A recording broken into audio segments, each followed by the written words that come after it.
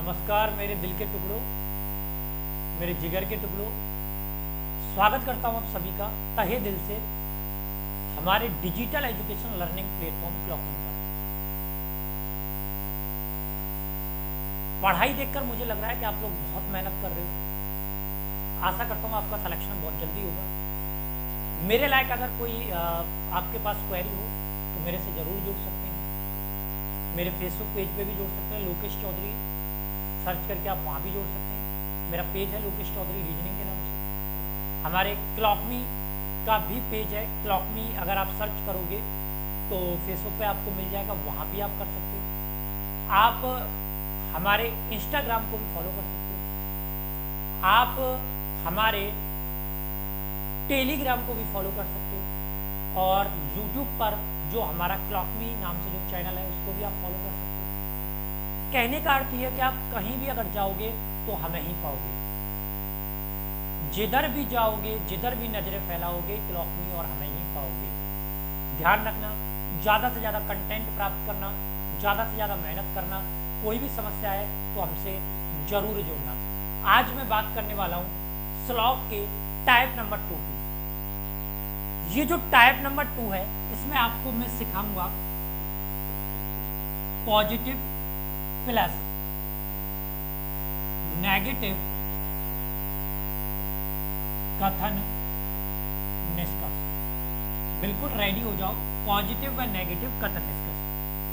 Positive का मतलब है सकारात्मक, नेगेटिव का मतलब है नकारात्मक।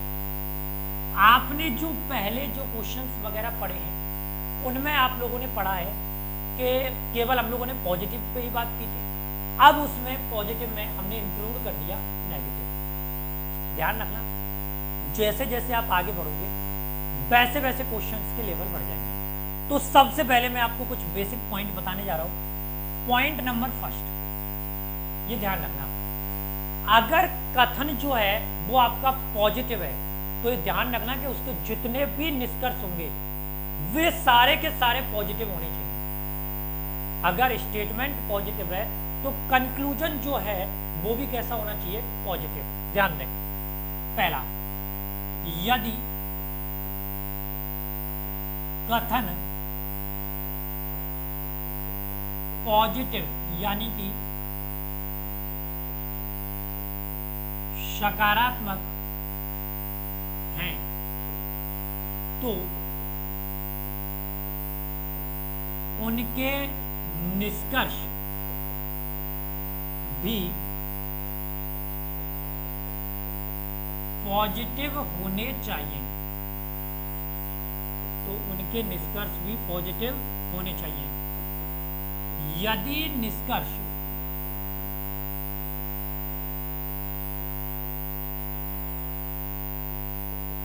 नेगेटिव आ जाए तो वे गलत माने जाएंगे। ठीक है, सबसे पहला जो मैंने आपको यहाँ पे फंडा बताया है इसको आप माइंड में फिट कर लो, ये आगे तक काम आएगा।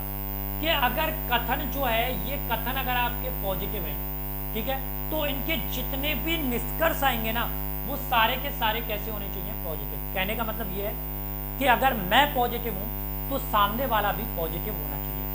अगर मैं पॉजिटिव हूं और सामने वाला जो है वो नेगेटिव है तो इसका कभी भी अर्थ नहीं निकलेगा, वो पॉइंट गलत हो जाएगा। ठीक है, अगर गलती से निष्कर्ष नेगेटिव आ जाए तो ये बगैर डायग्राम ही क्या माने जाएंगे? गलत। क्लियर बात? पहला पॉइंट क्लियर है। चलो पॉइंट नंबर 2 में आपको इसमें लिखा देता हूं, अब आप समझ ही गए होंगे।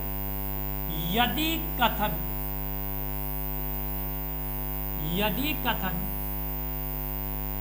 नेगेटिव हो तो उनके निष्कर्ष भी नेगेटिव होंगे। यदि निष्कर्ष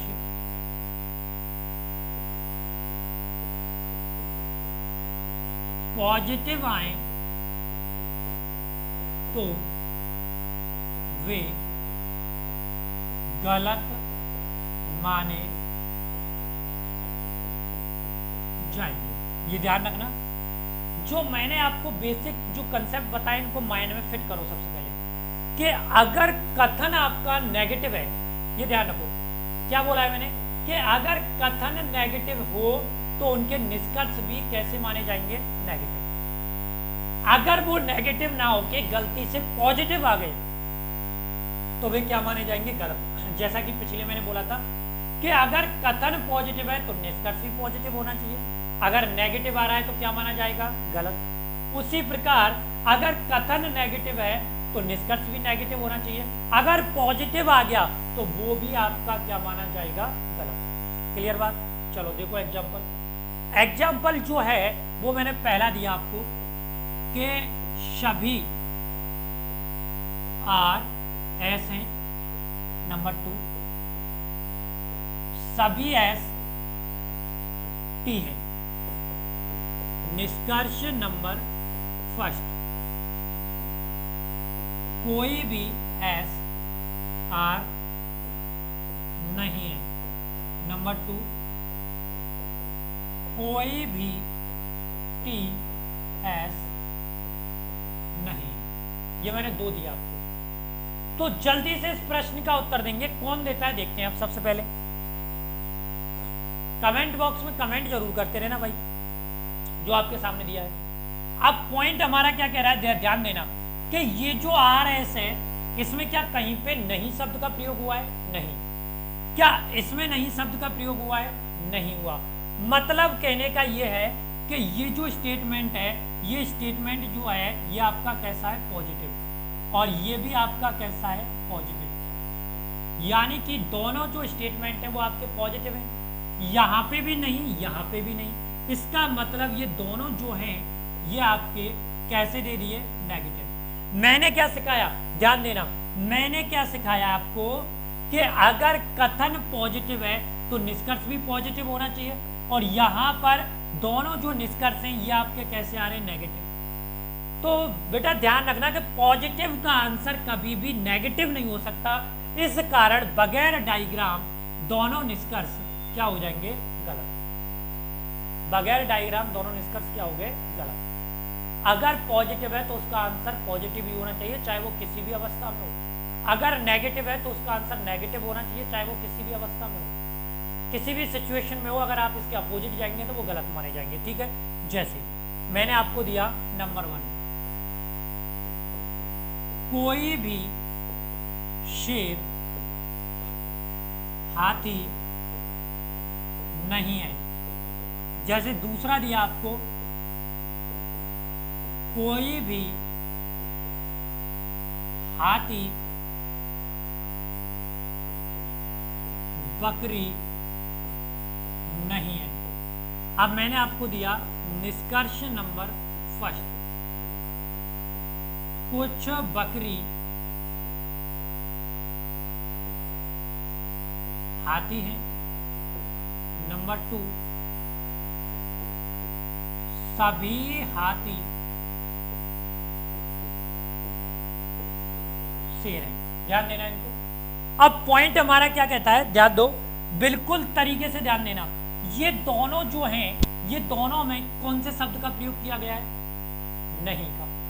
अगर नहीं का किया गया है तो इसका मतलब क्या है कि ये दोनों जो है ये आपके कैसे हो गए, नेगेटिव। और अगर आपको नेगेटिव का आंसर देना है तो वो भी नेगेटिव होना चाहिए, लेकिन ये दोनों जो हैं ये आपके कैसे हैं, पॉजिटिव। और नेगेटिव का आंसर कभी पॉजिटिव नहीं हो सकता। इसका मतलब ये दोनों आपके क्या हो गए, गलत हो गए, नहीं हो गए। बगैर डायग्राम दोनों को गलत कर देंगे, नोट डाउन कर लें, ठीक है। बढ़े आगे नेक्स्ट क्वेश्चन की ओर। चलो नेक्स्ट क्वेश्चन है आपका कथन नंबर 1, सभी ए बी हैं। नंबर 2 कोई बी सी नहीं है। निष्कर्ष नंबर 1, कोई भी बी ए नहीं है। नंबर 2, कुछ सी ए है। नंबर 3, कुछ सी बी है। नंबर 4, कुछ बी ए है। जरा गौर से पढ़ो इनको। 2 कथन है, निष्कर्ष आपको दिए हुए हैं 4। आपको क्या करना है, सबसे पहले डायग्राम बना के देखो। सभी ए बी हैं। ये जो है ये आपका किसका है, ए का, और ये आपका किसका है, बी का। ठीक है, आपको बोला गया है कि कोई बी कौन नहीं है, सी। अब बी से अलग किसका आरेख बना दिया हमने, सी का। अब मुझे एक बात बता दो मेरे प्यारे लड्डुओं कि यहां बी का रिलेशन किससे नहीं है, सी से। ठीक है, अगर बी का सी से नहीं है तो सी का बी से भी नहीं है। अगर सी का बी से नहीं है तो सी का किससे भी नहीं है, ए से भी नहीं है। इसमें पॉजिटिव भी आ गया, ठीक है, और इसमें कैसा भी आ गया, नेगेटिव। तो आंसर पॉजिटिव भी हो सकता है और नेगेटिव भी हो सकता है। पहला, कोई भी बी जो है वो ए नहीं है। कोई भी बी कौन नहीं है, ए। ध्यान देना, कोई भी ए नहीं है। ये किसका आरेख है, बी का। ये किसका है, ए का। अंदर जा रहे हैं कि नहीं जा रहे? अंदर कैसी विशेषता मिलती है, कुछ, और इन दोनों में पॉजिटिव भाव है, लेकिन यहां पर क्या दे दिया, नेगेटिव। इसका मतलब पहला क्या हो गया, गलत। ठीक है, दूसरा, कुछ सी कौन है, ए। क्या सी और ए में कोई रिलेशन है, क्या नहीं है। इसका मतलब ये भी गलत है। आगे बढ़ो, कुछ सी बी है। क्या सी का बी से कोई रिलेशन है, नहीं है, क्योंकि ऑलरेडी यहां बी और सी के लिए मना कर दिया, मतलब तीसरा भी गलत है। आगे, कुछ बी कौन है, ए। ये बी का आरेख है, ये ए का आरेख है। बाहर से कहां जा रहे हैं, अंदर, और अंदर की ओर कैसी विशेषता मिलती है, कुछ, और यहां भी कुछ मिल रही है। इसका मतलब चौथा सही है। नोट डाउन करें जल्दी से, जल्दी नोट डाउन कर ले भाई, इसको देर ना करें, 1-1 सेकंड में स्क्रीनशॉट लेते चलो।